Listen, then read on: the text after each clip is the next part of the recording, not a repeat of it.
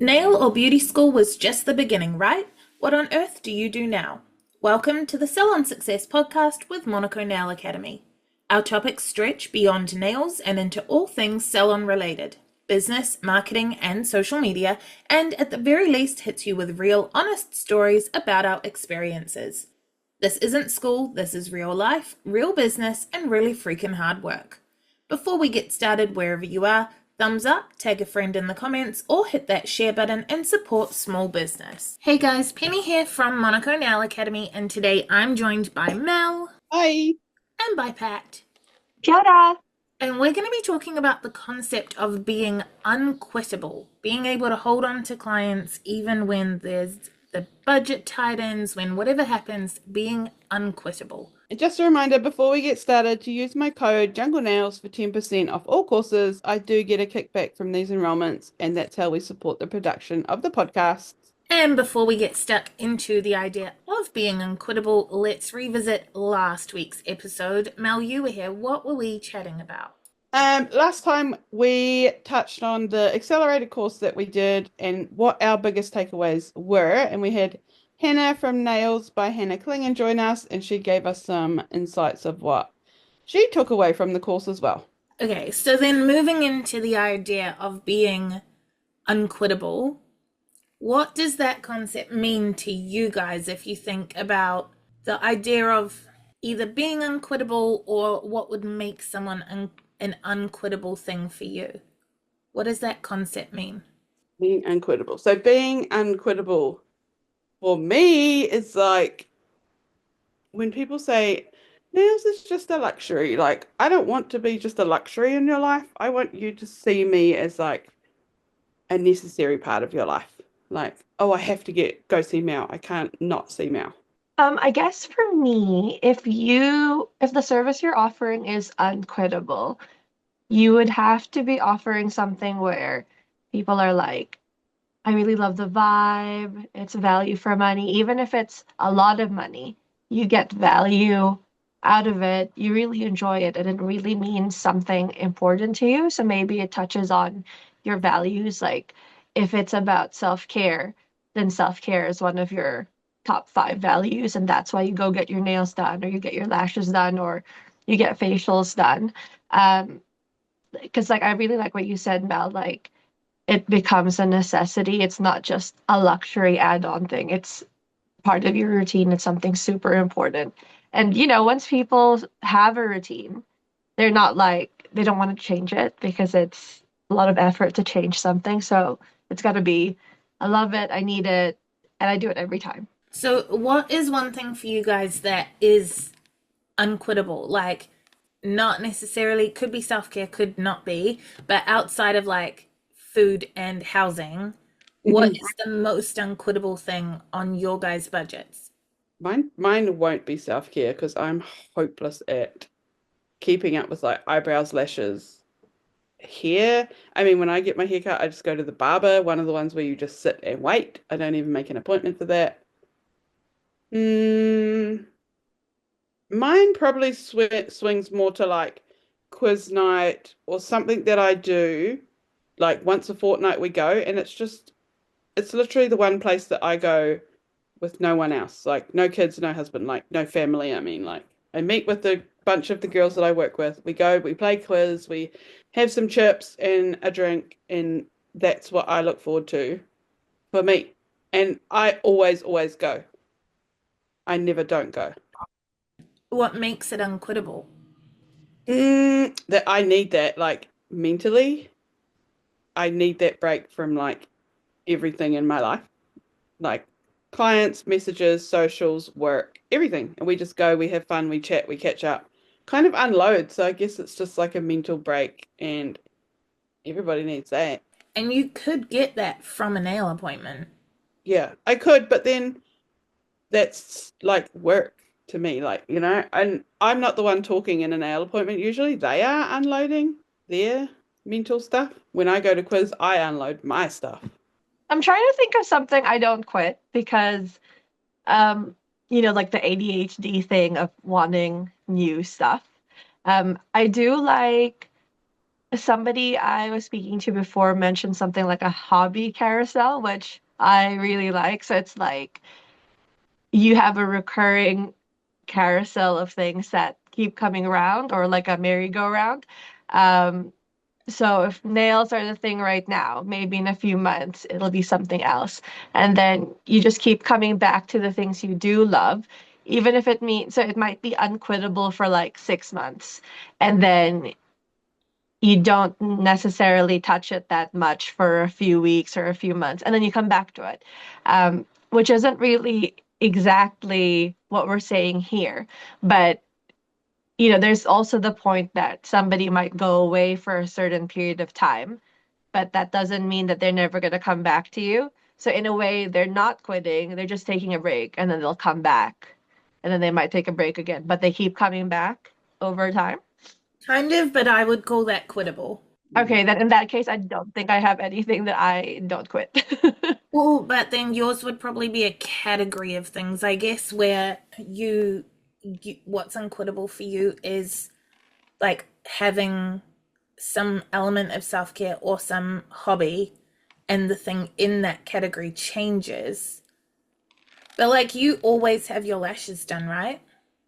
I haven't had that done in several months. So maybe you're a terrible example. Yeah. But then also I think that kind of plays into how important it is to become unquittable, and what we can do to make ourselves unquittable. Because if we quit everything, like what could your lash tech have done to be unquittable or less quittable for you? Suspicious eyes. No, I'm just trying to think about it. Like, what could she have done? Like, it was a great vibe. I got value out of it. I didn't mind how much it cost. It was I loved having the time to myself. Also, I loved the conversations. I'm not sure what she could have done. Yeah.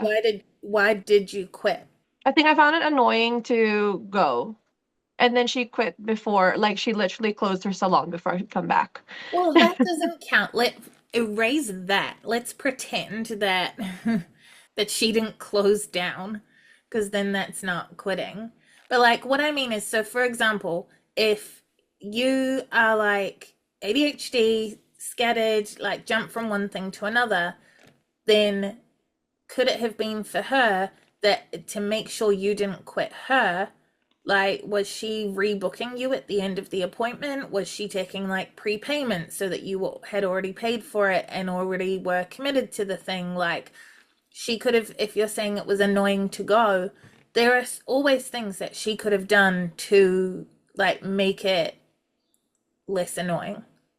No, I was literally on a membership that I kept paying for. I just wouldn't go. And she would message me like, hello, we have an appointment, or do you want to come in? And I'd be like, yeah, yeah, yeah. And then I wouldn't go. Okay, But she got free money. this is the worst example for this episode.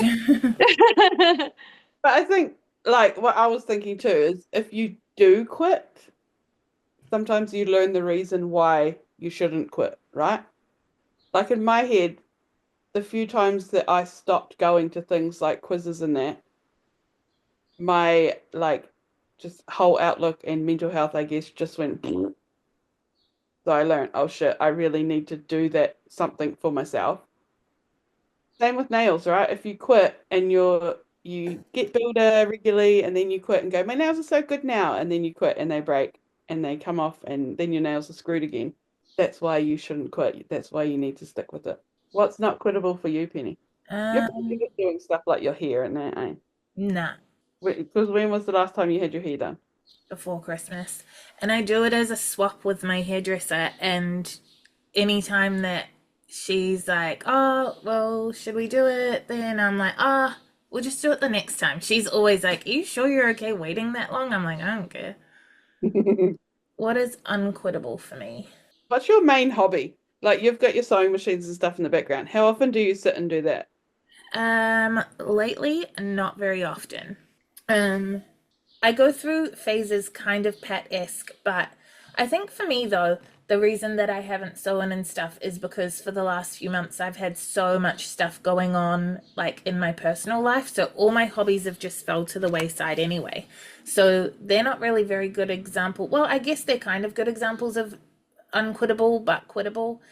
Like I just have not had the spoons or the mental capacity to do anything. Like my garden is overgrown. Like my main hobbies, reading, gardening, sewing. But I'm struggling to like read at the moment because I can't get into books because I need the energy to like focus on them, and I have hardly gone in my garden and I'm hardly sewing. So like those are my main hobbies, but really I just work a lot. I'm trying to think what's unquittable for me. But I think this is like underlying the fact that a lot of places are not doing a very good job of being unquittable. Yeah, or showing us why they're unquittable.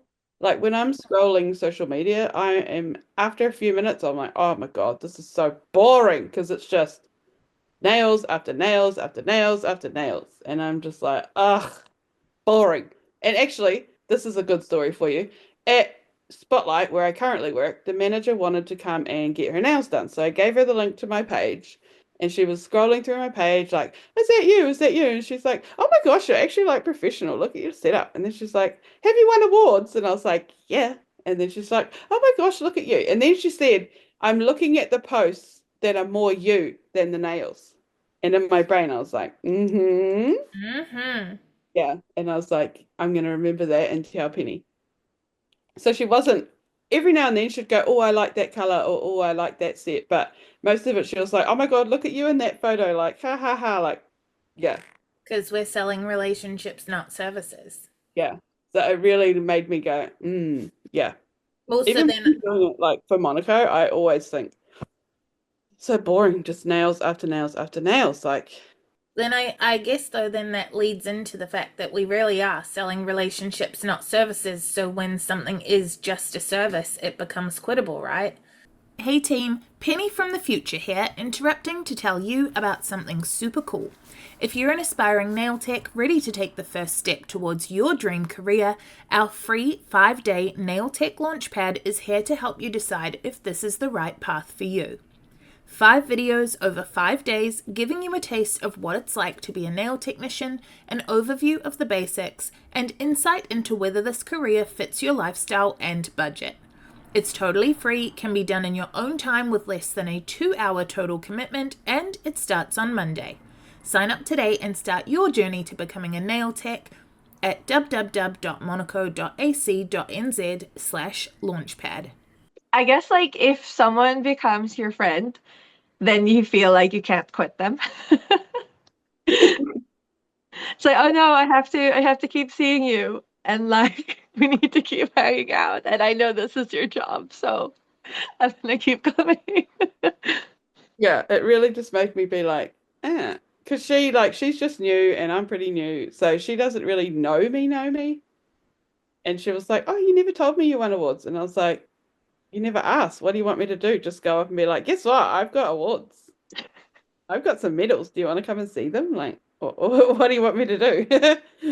I had a client the other week who would like looked up on the shelf behind me and was like, "Are those your awards?" And I was like, yeah,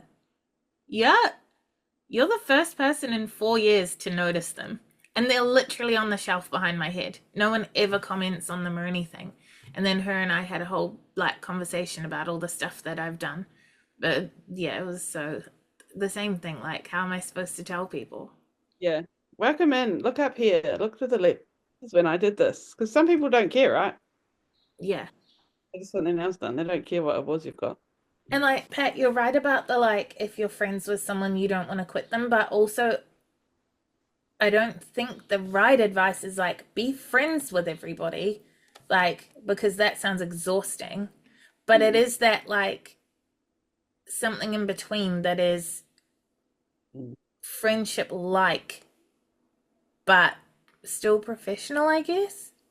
Yeah. More than just like a nail tech.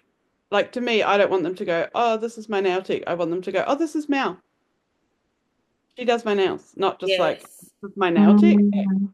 I guess it's in between, like not just that nail tech and then not super friendly, but a little bit interwoven, but still a little bit of like distance, boundaries, maybe. It's hard to keep when you work from home as well. Yeah, I had a client yesterday, so I was inside doing work. Lily was in the nail cabin doing nails. We have a doorbell in the nail cabin so that if a client arrives and the other one is inside the house, we can ring it and say, like, your client's here. So she rung the doorbell. That's fine. I was just rolling up my hot towels. I was going to go out in a second. And then the dogs went nuts. And I was like, oh, for shit's sake, like, I need to get these towels done. I got to go do my client. And I'm like, okay, who's at the door? Look at the door. It's the client. She's a person who has been overseas for the last like year or so, but she was local. And I've been to like maybe 2 different social things that she was at. One was a girls' night, like 5 or 6 people, so you know, kind of close. One was like a big dinner with like 40 people, but I just happened to be next to her. But we're not besties. And then we have not communicated at all in the year plus that she's been back over in Europe. But she was at the door and she was like motioning to me and stuff, but I'm trying to get the freaking hot towels done, get out there, start her nails, and now the dogs are going skits because she's at my front door. And like, for perspective, my cabin's in the front yard. You have to like come through a gate onto the deck to be at the front door. So I was like flustered and I just motioned to her like, I'll meet you out there. And then she was trying to like communicate back to me again, and I was like, oh, I will meet you out there. Like, this is not a social visit. Like, I don't understand what's going on. So I go out and I was like, okay, come on. Like, she was still waiting on the deck and she's like, oh, can I use your bathroom? And it frustrated me so much because no, you can't. It's inside my home and you're not here to visit me at home. I was like, not rude, but I was not my best self. And I was just like, not really. Like, I would have to crate the dogs. Like, are you busting? And she was like, yeah, I am. I just came from out of town. What are your dogs? Werewolves? And I was like, no, but like the neighbors are assholes and they don't like if they're like, just hold on. And I came inside, crated the dogs, showed her where the toilet is, which means she had to step over all the washing from the Airbnb cabins because I was in the middle of cycles between washing machine, dryer, and everything because it was pissing down with rain. Then I have to wait inside for her to come back because I also have to take the dogs out of their crates, blah, blah, blah, whatever. It was so annoying. And then we get out into the cabin and like, I was just frustrated. Like, I'm starting the appointment frustrated. And I also said to her when she was asking to come in and use the toilet, I was like, it will eat into the nail art time. And she was like, oh, like put off by the fact that her using time to like, now I have to crate the dogs, then you're going to go toilet, then I have to sort the dogs out. Like, where's that time supposed to come from? Anyways, whatever. It's off topic, but it was just so frustrating because it was a case where I'm sure it's only because she thinks we're like quote unquote friends that she thinks that she can come to the door and ask to use the toilet. And I'm like, no, you're not. She's not my friend. She's like, it's the sort of thing where I'd be like, oh, this is my friend so-and-so. But like, I don't talk to her. I just know her from things. That doesn't mean that like right now you're still a client and my salon does not have a toilet. I wonder what she thinks after it. Yeah, same. I was finding it so hard to shake like the grump. Like, she was trying to ask me questions and stuff and I was just like, like I was trying so hard. She was just already flustered. I was like just already a bit grumpy, like, yeah, I don't know. And I was trying to pull myself out of it because I was very aware that I was being very quittable. Like, I was trying so hard to pull myself out of it, and normally I would just be able to like redirect my energy and have like a real good conversation no matter who it is. I just didn't have that energy. And yeah, I don't know. She seemed to be happy when she left, but I was just like, I don't want to deal with this. Maybe she realized like, oh, we're not like friends like I thought we were. I don't know how she would think that we were friends, but that is definitely a thing that happens. Like, I've had clients in the past that, like, you've got the clients that even when you go to their birthday party, they introduce you as their nail tech. And I hate that. Like, this is my nail tech, Penny. And I'm like, everyone is going to be like, why the fuck is she here? Just say my friend. And then you've got other people that are like talking about how, like, I had a client once that asked me to be, she asked me to be her bridesmaid. And I was like, oh, Wow. you I really would be don't like, have any friends. don't you have any like better friends?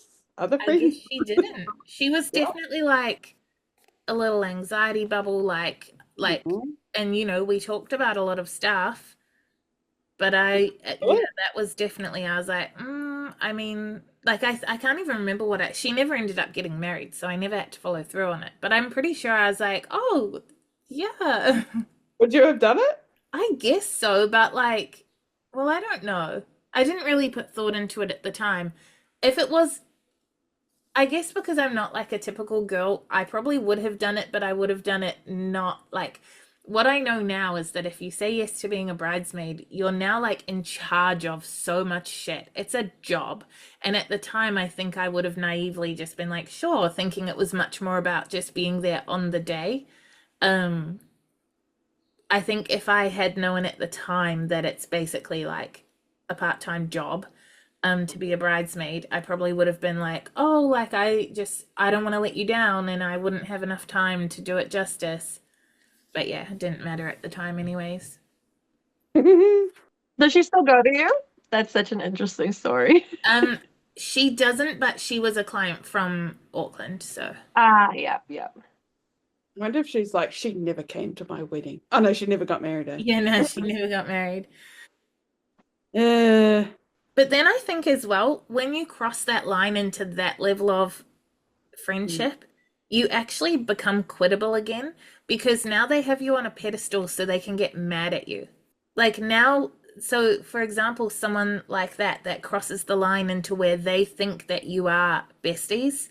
Now, when they're late, they expect that it's okay. And when they no show, they expect there's no fee. And then when they decide, like with 2 minutes left of the appointment, that actually they want nail art, they expect it to be okay. Like all these boundaries start blurring where now suddenly they have the expectations of a friend, which I don't think a friend should have those expectations, but they like think that they are special. And so now they're expecting all these things. And when you turn around and you're like, yeah, but this is the cancellation fee, or this is the no-show fee, or no, I've got another client, they get shitty with you. yeah. Mm. Then they can quit you because they're walking away from a friendship, not like a business thing, right? Yeah, and because they think you've let them down. Yeah, as a friend, Yeah. Ugh, friends. Being unquittable definitely has like a middle ground where you have their loyalty because you're loyal to them, but you've also maintained boundaries without it ever crossing over. What Mm, kind of boundaries would you suggest we try to maintain? Just those same, the like the lateness, the canceling, the like extra time and your pricing as well. Like just not allowing anyone to think that they're getting special treatment. The second someone says like, "Oh, I'm going to be late," you have to maintain your same policy and be like send and reply to them the same way you would reply to anyone else.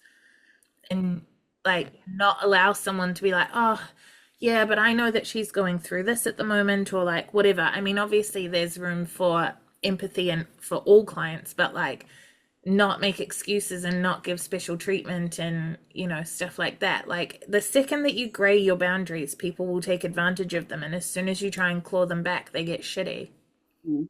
I think we all went through that when we first started, right? When you'd have all these people that you would get to come and let you practice and blah, blah, blah, portfolios, assessments, all that sort of stuff. But then as soon as you start trying to charge those friends, 80% of them will go, oh, nah, and not come back. This happened with my boss as well. She said, oh, she's like, oh, do me a good deal or something. And I said, oh, pay me more than minimum wage.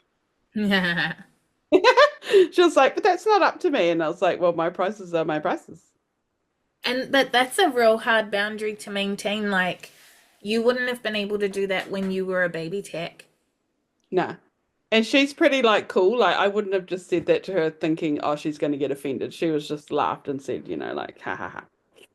I would have immediately got the ick and been like, no, fuck you. That's She was that's like, super like that's kind of icky as well because she's in a position of power over you. She's literally your boss at your job, and she's like giving you a deal. It's like it's yeah, hard to say no in that situation. I'm glad you were able to like joke about it. yeah.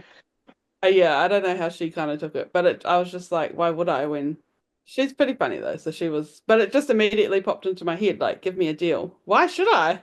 Hey guys, Future Penny here again. Just a super quick interruption to let you know that if you head to monaco.ac.nz/subscribe, not only can you sign up to our weekly newsletter, but you'll also get a free video lesson from our course, The Art of Pigments. That's monaco.ac.nz/subscribe.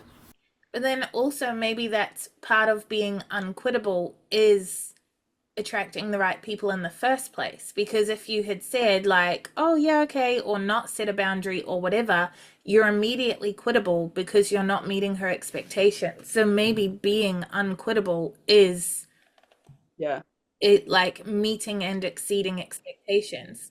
Because if she had said I want a deal and you were like, oh yeah, maybe, and or whatever, and didn't stand up for yourself immediately, you are going to let her down because she now has the expectation that you are going to do her a deal.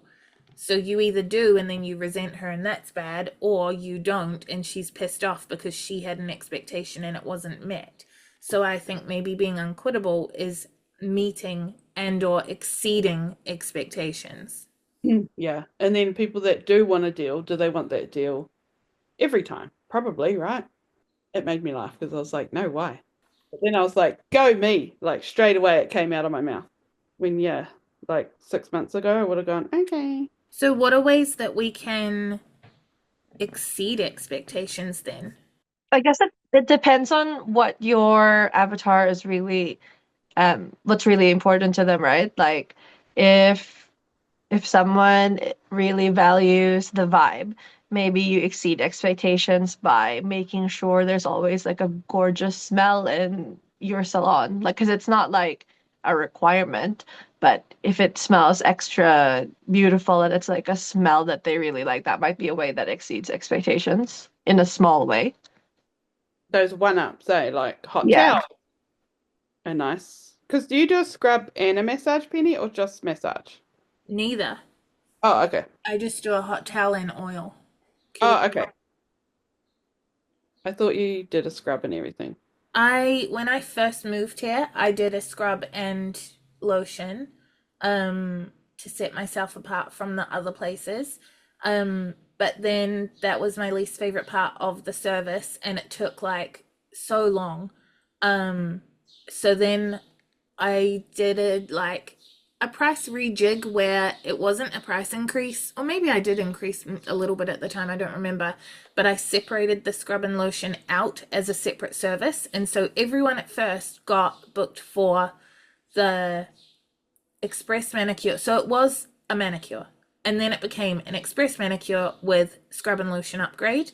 And so the price didn't change. I can't remember what the price was, but for like ease of maths, like say it was $60 for the manicure, it became $50 for an express manicure and $10 for the scrub and lotion upgrade.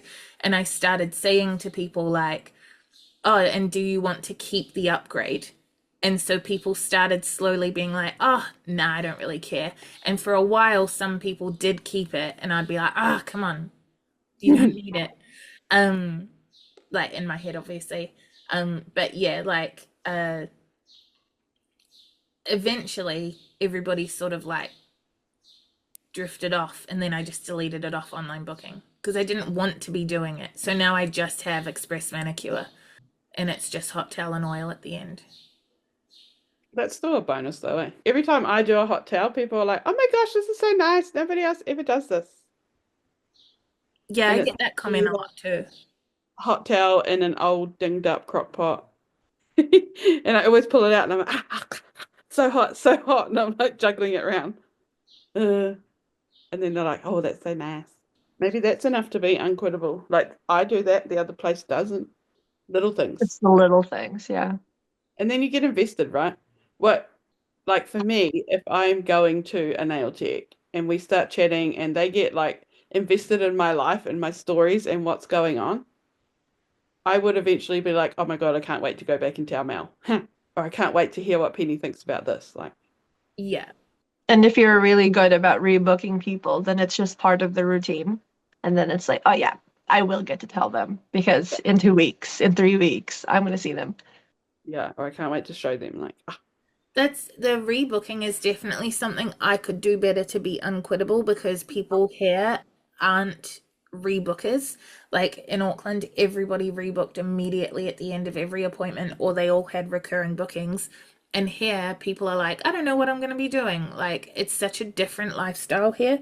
So often I won't have that like rebooking at the end of the appointment. And that means that when they do want their nails done, I'm not available the day that they look at it. So now they're waiting a few days, or they have more repairs to do because they had to wait, or they stretch it out an extra few days. So like if I was way more strict on getting them to rebook, like that would make it far more unquittable, because if you leave it in their hands to rebook later when they get round to it, like there's so many ways that you can just forget, or like, oh, I don't know, they all fell off, who cares, or like whatever. You got to keep them in that routine. yeah, I could definitely do it better too. But like you said, Pat, I haven't quite got where I like fit it into the routine, like without it being like, ah, do you want to come back? Like, I find it so awkward. To ask for the rebooking. Yeah. I think I just do it pretty casually. Like I'll just be like put the payment through and be like, okay, cool. And did you want me to pop another booking in for you? Yeah. And then here, lots of people will be like, oh no, I'll just do it online. And I'm like, okay. But before in Auckland, I would have been like, okay, cool, no worries. I'll just let you know that like on this day in 3 weeks' time, there is only one space left. And they'd be like, oh, okay, and stop to think about it. And I'd be like, I can put it in now, and then you can text me when you get home and tell me if it doesn't work. Like, so I would book it and give them the out that they could ask to cancel it. I'd be like, I just need at least 48 hours notice to to change it. And then most of the time they wouldn't, because they're like, oh, well, got it now. So I didn't really ever make it like, you have to rebook right now kind of thing. It was just sort of a real casual, like, do you want me to book? No. Okay, cool. I'll just let you know what space is available on your favorite day, just so you know when you do book what is there. And then most of the time they would change that into like, oh, well, I'll just take that booking. Yeah. Okay. I'm going to try that this afternoon. Would that only really work if you have lots of spaces that are like booked up? Or I suppose I only have like one slot available. Yeah, I don't think that's an issue. Because I would just reframe it and just be like, cool, just letting you know that week I'm only working on Wednesday. True. Yeah. Or like just like, yeah, I've got limited hours at the moment, so if you do want a particular spot, like let me know. Or yeah, I'd just reframe it. Penny from the future here, reminding you to sign up for our free 5-day nail tech launchpad. It's the perfect, no pressure way to dip your toes in and see if nail tech life is right for you. monaco.ac.nz/launchpad. I think another thing would be consistency. Like it ties in with the meeting and exceeding expectations, but like specifically framing it as consistency, so that every time they turn up, they get exactly what they were expecting. Like, say, for example, with the hot towel. If they get a hot towel every time, but every 5th time you're like, oh, I didn't put them on today. Well, they're not, it's like a trust thing, right? It kind of ties in with like know, like, and trust. Like, they're not trusting that what they're going to get is what they look forward to. Like the lady that does my brows does a scalp massage while the tint sits. And then one time, and I've been going to her for like 4 years. One time, instead of doing that, she was like, oh, your hair's so nice. I'm going to braid it. And starts like just playing with my hair instead of doing a scalp massage. And like, I remember that specific appointment because it wasn't the thing I expected to happen. And it like, you go looking forward to it. Like, cool, yeah, I'm going to have good brows, but also I'm going to get this amazing scalp massage as well. So I'm going to have this time to relax. So you go expecting something. And do I specifically remember exactly what happened in every other brow appointment I've had every 3 weeks for 4 years? No. But I remember that one. And that's not necessarily a memory, a like growing successful salon. Like that's not the thing she would want me to remember. And it wasn't the end of the world. If that had been the very first appointment, it would have been a bit weird, but like I wouldn't have had an expectation because so many of the salons I used to go to in Auckland, they just put the tint on and then leave, go and have their lunch. Like they don't give a shit. So it's not that the lack of scalp massage was terrible. I wasn't expecting it the first time I went there. Who cares? It's the fact that it wasn't consistent with what I had come to expect from the service. So same thing, if there's suddenly no hot towels for a day, that is going to be like, but that's not what I pay for. That's not what I expect to get when I come here. So I think being really consistent is probably also extremely important in being unquittable. Yeah, I had it once where I forgot to turn on the crock pot. So when I went to do the towel, it was cold. And I was like, oh my gosh, as soon as I touched it, I was like, uh-oh. So she's like, what? And I was like, I forgot to turn it on. And she was like, oh, it's fine. But I knew in my head, like, this is going to be so shit. It's not going to be like, oh, this is so warm. It's like this cold ass towel. When it's one time, it's not the end of the world. But like, if people come to know that you are just inconsistent, you become quittable. Like if they know, like, okay, well, she's a nice enough person and like the work she does is good, but you never really know what you're going to get. Like, why would she be loyal to that? And also, you wouldn't necessarily refer your friends because you don't really know what you're referring them to. You just know that this person's best work is great, but like, what if you refer your friend on a day that they don't turn the hot towel warmer on? Yeah, like if you see me, like, go here, get your eyebrows done, you get this really nice massage, and then I go and she's trying to braid my hair, I'd be like, what the fuck? Yeah, exactly. And I mean, like for her, she is generally extremely consistent, but then that is also why it stands out because of this one time it wasn't. But yeah, I think like, and then, you know, it's the thing that we talk about. I mean, lucky for you. And lucky for me, it was this regular lady. So yeah, but imagine if it was someone she had referred, like, oh, she does this amazing hot towel, and then it's a cold towel. I think it's okay that it's like a cold towel one time, like it's a mistake. No one's gonna be like super mad about it. It's when like because the cold hot towel is a mistake. The hair braiding is a choice. So if you are inconsistent because of choices you're making, that's very different to being inconsistent because one time you made a mistake. True. I'll remember to turn it on today. Actually, I probably will forget because I'm go straight into the office from here and I'll just be like, Okay, so consistency makes us unquittable. You can also make it like if you want there to be variety or choice. Maybe that's part of your consistency that you offer them the choice. You know, maybe some people really want that your hair to be braided, but it has to be, do you want that? It's like it's just part of the options. I don't know. Yeah. So then what are some things or inconsistencies or mistakes that might unintentionally actually push clients away? Like we're kind of touching on it, but what are some things that for you guys would like make you want to quit? I think mine would be more to do with like the vibe, the mood. Like when you were saying with your one penny that you were like really short, and honestly that would probably put me off because I'd get like hurt feelings over it. Yeah. But that's just me. I'd be like, she doesn't like me. I'm not her friend. I'm never going back there again. That would. Yeah. Go Pat. But then like even the takeaways, right? Like you say, if you go one time and it's shit at McDonald's, you still go back. But that's because they're so consistent generally. Consistently shit. And you just expect it. And when it's good, it's like, wow, that was really nice. I mean, you know what to expect from Macca's. So if it's not good, if it's not good compared to what it is usually, you're like, oh, well, I'm sure it's fine next time.